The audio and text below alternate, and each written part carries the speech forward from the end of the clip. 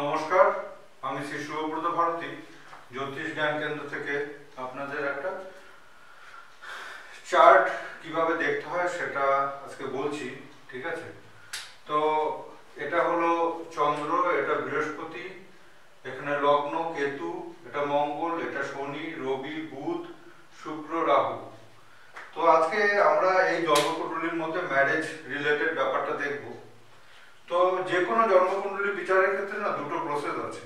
একটা হলো মানে দুটো ম্যাটারকে খুব ভালো করে আইডেন্টিফাই করতে হয়, দুটো ম্যাটারকে খুব ভালো করে দেখতে হয়। একটা হলো সপ্তম ভাব মানে বিবাহ স্থান, এই বিবাহ স্থানের অধিপতি গ্রহকে, এই বিবাহ স্থানের অধিপতি গ্রহ হলো শনি। ঠিক আছে, এবং এর যে কারক গ্রহ, ঠিক আছে, আমি মেল আর ফিমেল দুটো দিয়ে বোঝাবো। ঠিক আছে, তো এটা যদি কোনো মেলের জন্মছক হয় তাহলে কিভাবে তার অ্যাক্টিভিটি হবে, এবং যদি কোনো ফিমেলের জন্মছক হয় তাহলে তার কিভাবে অ্যাক্টিভিটি হবে, সেটা দুটোই আপনাকে বলতে হবে। তো এখানে এখানে যেটা দেখা যাচ্ছে সেটা হচ্ছে যদি মেল হয় তাহলে এর কারক গ্রহ হলো শুক্র, শুক্রটাকে দেখতে হবে। আর যদি ফিমেল হয় তাহলে আমাকে তো শনিকে দেখতেই হবে, বিবাহ স্থানের অধিপতি গ্রহ, এর সাথে হাজবেন্ড কারক গ্রহ মঙ্গলটাকে দেখতে হবে। তো দেখার আগে এই জন্মকুণ্ডলী বিচারের আগে একটা মানে নিয়মে আমাকে আসতে হবে যে এটা হলো সেভেন্থ হাউস, সেভেন্থ হাউসের অপোজিট যে ঘরটা থাকে যেখান থেকে আমরা ব্রেকআপ দেখি, বাধা বিপত্তি দেখি, সেটা হলো এই ঘরটা। যদি সেভেন্থ হাউসের লর্ড ব্রেকআপের ঘরের সাথে যুক্ত হয়ে বসে থাকে তখন দেখা যায় যে লাইফে একটা বড় ধরনের সমস্যা তৈরি হয়েছে। তো এখানে দেখা যাচ্ছে বিবাহ স্থানের অধিপতি গ্রহ 22 ডিগ্রিতে বসে আছে শনি, মানে নেগেটিভ হাউসের সাথে কানেক্টেড। ঠিক আছে, তো বিয়ের জন্য এই ঘরটা যেমন নেগেটিভ হয় তার অপোজিটে এই ঘরটাও সেরকম ভাবে নেগেটিভ হয়। ঠিক আছে, দুটো ঘরই অ্যাকচুয়ালি নেগেটিভ রোল প্লে করে। ঠিক আছে, তো বিবাহ স্থানের অধিপতি গ্রহ যেহেতু অপোজিটে নেগেটিভ ঘরের সাথে লিঙ্ক তৈরি করে আছে, তার মানে বোঝা যাচ্ছে যে এই ক্ষেত্রে কিছু সমস্যা তৈরি হতে পারে। এবার 2 নম্বর যেটা কথা সেটা হলো যে আমাকে দেখতে হবে যে যদি মেল হয় তো মেলের ক্ষেত্রে সেটা শুক্রকে ওয়াইফের ক্যারেক্টার, নেচার, বিহেভিয়ার ইত্যাদি ব্যাপারগুলি শুক্র দ্বারা রিপ্রেজেন্ট হবে। ঠিক আছে, এই শুক্রটা দেখা যাচ্ছে যে 7th হাউসেই বসে আছে। ঠিক আছে, কিন্তু শুক্রটা রেট্রোগ্রেড। তো একটা ডাইরেক্ট প্ল্যানেট যে শুভ ফল দেয়, যে কোনো রেট্রোগ্রেড প্ল্যানেট ঠিক তার অপোজিট ফল দেয়, অর্থাৎ একই ঘটনা দুবার পুনরাবৃত্তি করতে পারে। ঠিক আছে, অর্থাৎ এটার যেটা মানে সেটা হলো সাপোজ আপনি এডুকেশনে কারক গ্রহ যদি বুধ রেট্রোগ্রেশন অবস্থায় থাকে তাহলে দেখা যায় যে অনেক সময় এডুকেশন চলতে চলতে মিডলে স্টপ হয়ে গেলে স্টপ হয়ে গিয়ে নতুন করে একটা এডুকেশন স্টার্ট হলো। ঠিক আছে, এটা কিন্তু একটা নেগেটিভ পয়েন্ট।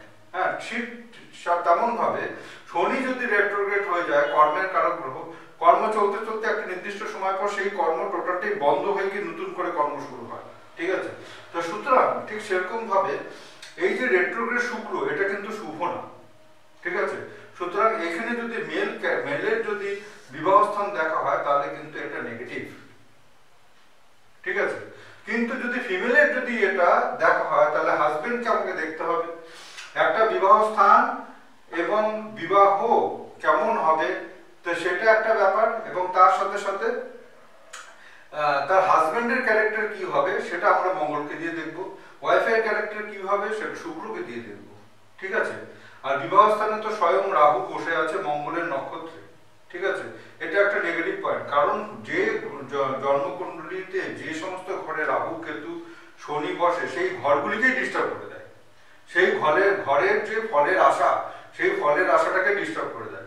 তো এখানে রাহুটা অ্যাকচুয়ালি নেগেটিভ রোল প্লে করছে। ঠিক আছে, এবার চলে আসি মঙ্গল, মানে এবার চলে আসি ফিমেলের জন্মছক।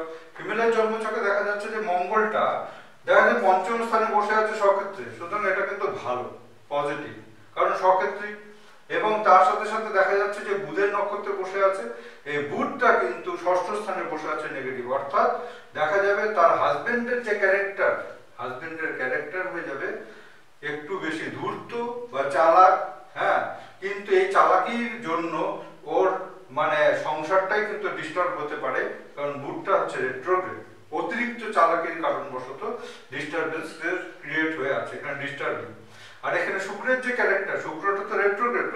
নক্ষত্র। চন্দ্র কি?